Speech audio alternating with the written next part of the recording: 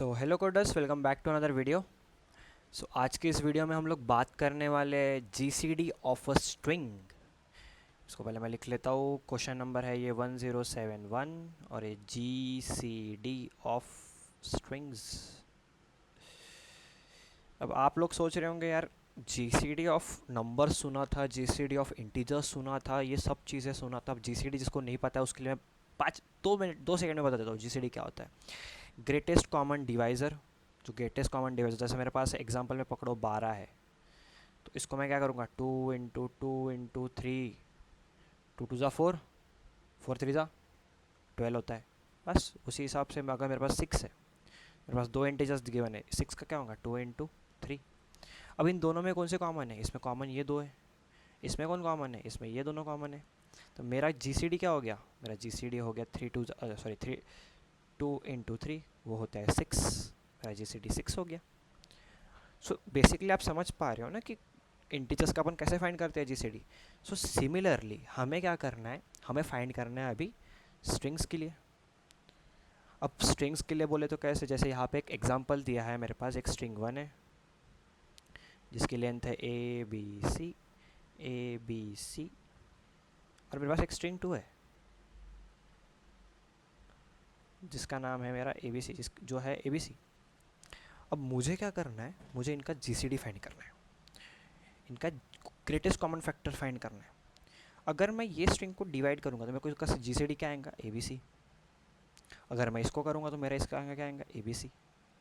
ठीक है, तो मैं क्या रिटर्न कर दूँगा? मेरा आउटपुट उस हिसाब से क्या हो जाएगा?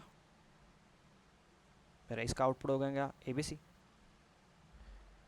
Are you getting my point? कि मेरे को बोलना क्या है कि अपने को जीसीडी फाइंड करना है, तो इसका क्या जीसीडी होगा, इसका क्या जीसीडी होगा। सिमिलरली अभी अभी क्या करना है मुझे मुझे अब समझ लो मेरे पास और एक स्ट्रिंग है जिसमें समझ ले A B A B A B, और एक है मेरे पास ए बी, मेरी दूसरी है, ये मेरी फर्स्ट है, ये मेरी सेकंड है। तो इसका क्या आएगा? जल्दी बताओ जल्दी बताओ। Yes correct, A B. आपको समझ भी गया होगा कि मैंने क्या बोलना चाहता हूँ मैं। ठीक है, तो अब इसको सॉल्व कैसे करेंगे? इसके अप्रोच क्या रहेंगे? फर्स्ट ऑफ ऑल इसके अप्रोच के बारे में बात करेंगे अपन। ठीक है, फर्स्ट ऑफ ऑल आप, जैसे मैं कोई भी क्वेश्चन सॉल्व कर रहा हूँ, अगर मैंने ये क्वेश्चन पकड़ो कि भाई ये क्वेश्चन पकड़ो, मैंने 2 क्वेश्चन सॉल्व किए, इसमें एक कॉमन चीज़ आपको देख रहे होंगे कि मेरी जो फर्स्ट स्ट्रिंग है वो हमेशा बड़ी है मेरे सेकंड स्ट्रिंग से। मैं क्या बोल सकता हूँ कि मेरी जो फर्स्ट स्ट्रिंग है, मेरा जो str1 है, वो बड़ा है str2 से। Yes obviously. बट अगर क्या होगा कि मेरी, समझ लो कि मेरी स्ट्रिंग, अगर मेरा ये ऐसा होता कि मेरी स्ट्रिंग 2 यहाँ है str2, और ये मेरी होगी str1। ओके रुक जाओ, नहीं समझेगा, कौन कन्फ्यूज़ होगा। अगर समझो मेरे पास जो मेरी स्ट्रिंग 1 है वो समझो ए बी है, और मेरी स्ट्रिंग 2 जो है वो है मेरी ए बी और ए बी। तो ये केस में तो ये फॉल्स हो गया मेरा। ठीक है ना, जैसे मैंने आपको बोला कि मेरा, तो वो केस में मैं क्या करूँगा? वो केस में मैं यूज़ करूँगा मेरा फेवरेट रिकर्जन। अब बोलोगे भाई तुम रिकर्जन यूज़ करके करोगे क्या? तो मैं करूँगा रिकर्जन यूज़ करके डायरेक्टली इसको स्वैपिंग बताएं सबको कि इसकी टोपी इसके सर, इसकी टोपी इसके सर। ठीक है, इसको मैंने स्वैप कर दिया। अब मैं इसको स्वैप कैसे करूँगा? बेसिकली अब आएगा फैक्ट, उसमें भी हम देखेंगे इसको हम स्वैप कैसे करने वाले। मैं क्या करूँगा, रिकर्जन में मेरे फंक्शन को मैं डायरेक्टली रिटर्न कर दूँगा वैल्यू सेकेंड। जैसे मतलब मेरा फंक्शन होगा जिसमें ऐसा लिखा होगा कि समझ लो जीसीडी ऑफ स्ट्रिंग, कुछ भी str1 की वैल्यू दी होंगी, यहाँ पे str2 दिया होगा। तो मैं क्या कर दूँगा, इसका एक रिकर्जन बना दूँगा और मैं इसको सीधा रिटर्न कर दूँगा कि मेरा जीसीडी ले ले भाई तू, क्या बोलते उसको, जीसीडी में ले ले, सॉरी ये वापस से मैं ये सारा लिखूँगा, और यहाँ पे मैं उसको रिटर्न में क्या लिख दूँगा सीधा सीधा कि मेरा स्ट्रिंग 1 अब हो जाएगा स्ट्रिंग 2, और मेरी स्ट्रिंग 2 हो जाएंगी स्ट्रिंग 1। सॉरी, जो मेरी स्ट्रिंग 1 रहेगी वो स्ट्रिंग 2 हो जाएगी, और जो मेरी स्ट्रिंग 2 है वो अब हो जाएंगे स्ट्रिंग 1। मतलब हम बैक टू दिस आ गए, समझ गए? मतलब हमने हमारा ऐसा था, अब हमने उसको कन्वर्ट करके ऐसा कर दिया। ठीक है, अब कोई केसेस में, अब ये मेरा हो गया फर्स्ट केस कि मैंने क्या किया, मैंने ये वाला प्रूफ कर दिया मैंने। अगर वो नहीं हुआ प्रूफ, अगर मेरी कोई भी स्ट्रिंग, मतलब समझ लो str2 मेरी अगर बड़ी है str1 से, तो मैंने ये लगा लिया कॉन्सेप्ट, मैंने उसको रिस्वैप कर दिया। अब आप बोलोगे कि अगर मेरे पास मेरी स्ट्रिंग str1 और वो इक्वल टू str2 है, वो केस में क्या करूँ भाई? वो केस में क्या करना है? डायरेक्टली एक रिटर्न कर दो, रिटर्न क्या कर दो, str1 की वैल्यू, बिकॉज वही तो अपना आंसर है। हमें क्या फाइंड करना है? जीसीडी फाइंड करनी है ना स्ट्रिंग की। और आप यहाँ देख रहे हो ABC, यहाँ पे भी ABC, यहाँ पे भी ABC, तो उतना झंझट करने से अच्छा डायरेक्ट रिटर्न कर दो उसकी स्ट्रिंग।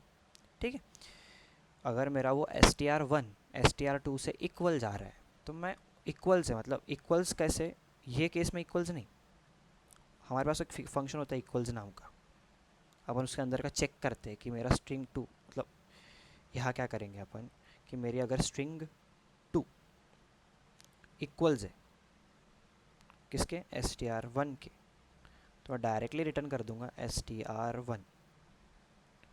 अगर मेरी string2, मतलब समझ लो मेरी string1 है कुछ ABC और string2 है मेरी ABC, तो मैं डायरेक्टली रिटर्न कर दूंगा।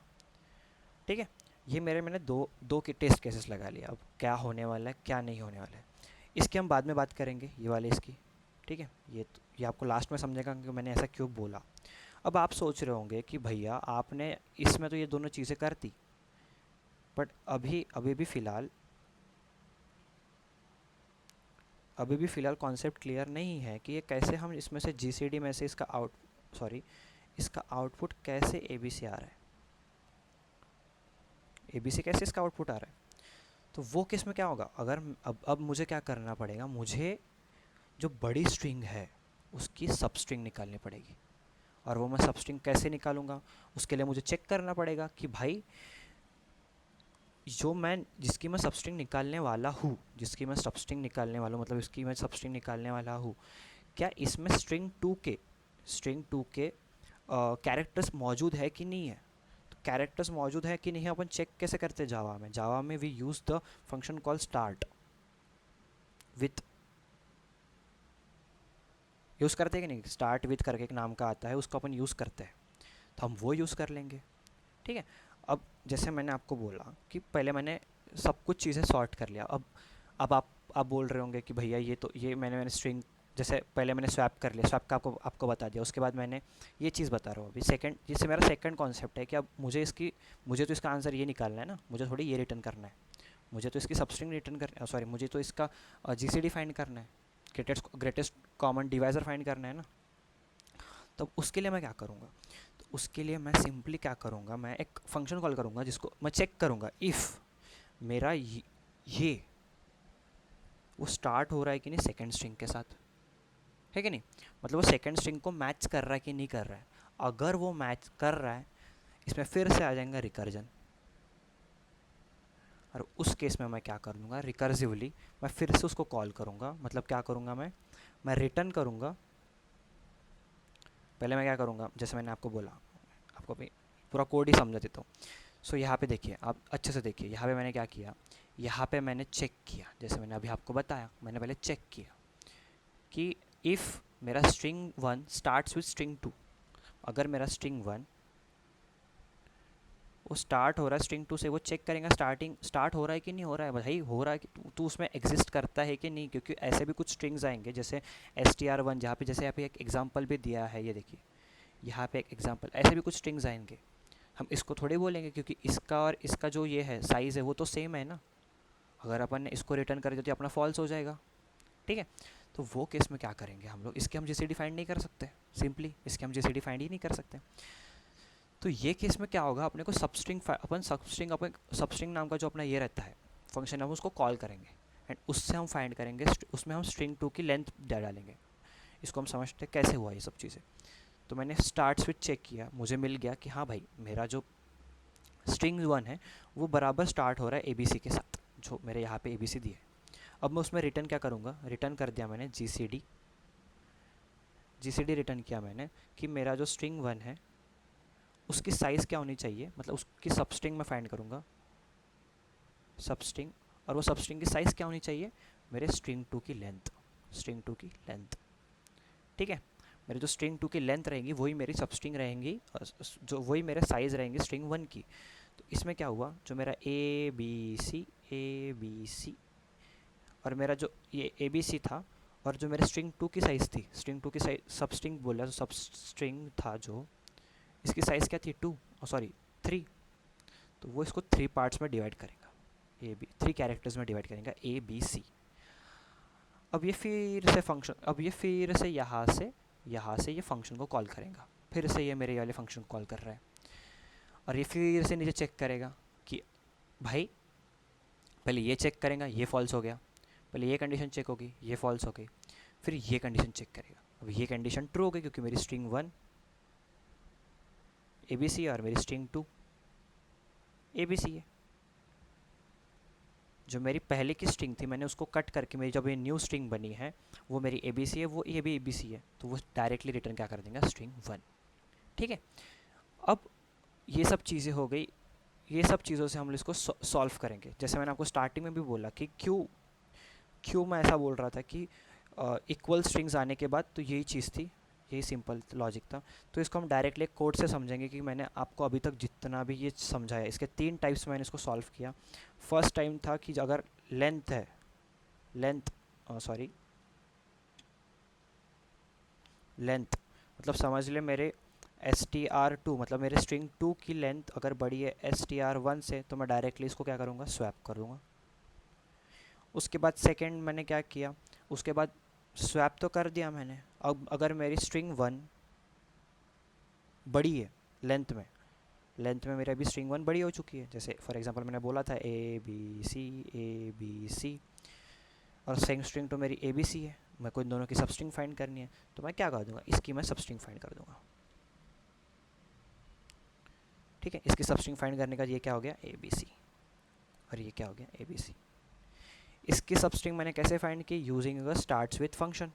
ये जो स्टार्ट्स विथ था कहाँ गया, नहीं लिखा है, यहाँ पे आता है वो स्टार्ट्स विथ फंक्शन यूज़ करिए मैंने, स्टार्ट्स सॉरी एस, अरे यार START स्टार्ट्स विथ, मैंने स्टार्ट्स विथ को यूज़ करके पहले चेक किया कि उसमें ये एग्जिस्ट करता है कि नहीं है, उसके बाद मैंने ये किया। अब थर्ड केस में क्या होगा, ये तीसरी बार भी आएगा, फिर से तीसरी बार फिर से लूप में ये पूरा रिकर्जन से हो रहा है, ये पूरा रिकर्जन से हो रहा है। तो तीसरी बार में ये क्या चेक करेंगे, दोनों की लेंथ सेम है कि नहीं है, मतलब दोनों इक्वल्स है कि नहीं है। इक्वल्स जैसे आप बहुत लोगों ने पढ़ा होगा जावा में, इक्वल्स यूज़ होता है कि दोनों के अंदर के जो दोनों स्ट्रिंग्स के अंदर का जो कैरेक्टर्स है वो सेम है कि नहीं, वो चेक करने के लिए यूज़ होता है। तो मैं वो चेक कर दूंगा यहाँ पे पहले, अगर मुझे ये भी करेक्ट मिल गया सो डायरेक्टली मैं रिटर्न कर दूंगा, डायरेक्टली मैं str1 को रिटर्न कर दूंगा, मतलब मेरा आउटपुट क्या हो जाएगा, A B C. I hope you understand. अगर मैं इसको बोलूँगा, अगर मैं ये स्ट्रिंग यूज़ करके, मतलब ये एग्जांपल यूज़ करके इसको एक्सप्लेन करूँ, तो ये एग्जांपल को मैंने एक्सप्लेन करने का ट्राई किया, तो देखिए पहले क्या आया, मैं समझ ले मेरे पास है मेरे पास समझ लीजिए str1 में मेरे पास है लीट, और str2 में मेरे पास है कोड। ठीक है, सो इसमें क्या होगा, इसमें सिंपली ये दो मेरे पास जो स्ट्रिंग्स दी है, इसमें क्या होगा, ये कंडीशन तो पहले मेरी फॉल्स हो जाएगी क्योंकि दोनों हैव सेम लेंथ, बड़ा कोई छोटा कोई नहीं। फिर उसके बाद क्या होगा, उसके बाद ये केस तक तो पहुंचेगा ही नहीं, सॉरी उसके बाद ना ये केस चेक करने गया मैं, बट ये केस के पहले कौन सी केस है, ये केस है, तो ये केस में ही इसे निगलेक्ट हो जाएगा क्योंकि भले ही इसकी लेंथ बड़ी नहीं है, कुछ नहीं है, सब चीज़ें बराबर है, इसको हमको इसकी सब स्ट्रिंग भी हमें फाइंड नहीं करनी क्योंकि इक्वल लेंथ के दोनों चीज़ें हैं। बट जैसे हमने इसका इक्वल्स चेक किया तो ये इक्वल तो नहीं है ना इसके। आई hope you got my point. अगर मेरे पास कोई स्ट्रिंग्स ऐसे आ जाती थी कि समझ लो A B C A B C A B C, और यहाँ पे कुछ ऐसा आ गया ए बी सी डी, तो ये तो वैसे ही फॉल्स हो गया। स्टार्ट्स विथ भी कर लिया अपन, इसके सबस्ट्रिंग भी फॉल्स कर ले, तो ये तभी भी ये फॉल्स ही हो जाएगा। तो इस केस में, ये दोनों केस में, मेरे ये केस में और ये केस में मुझको डायरेक्टली क्या रिटर्न करेगा, मुझे डायरेक्टली रिटर्न करेगा बस ये। सो हम इसे रन करके देखते हैं। यस, और इसे मैंने पहले ही सबमिट करके रखा था, एक बार मेरा एरर भी आ चुका था, तो मैं इसको देखूंगा ये कितना इसने टाइम लिया है। 0 ms में ये सॉल्व हुआ है। तो अगर आपको ये वीडियो में से थोड़ा सा भी ऐसा इन्फॉर्मेटिव लगा, आपको थोड़ा सा भी चीज़ें समझ में आई कि मैंने कैसा क्या सब चीज़ें किया है, सो प्लीज़ चैनल को सब्सक्राइब कीजिए और वो बेल आइकन है उसको प्रेस कीजिए। एंड हाँ, लाइक करना मत भूलना और अपना कमेंट डालना भी मत भूलना। सो मिलती है नेक्स्ट वीडियो में, तब तक के लिए बाय बाय।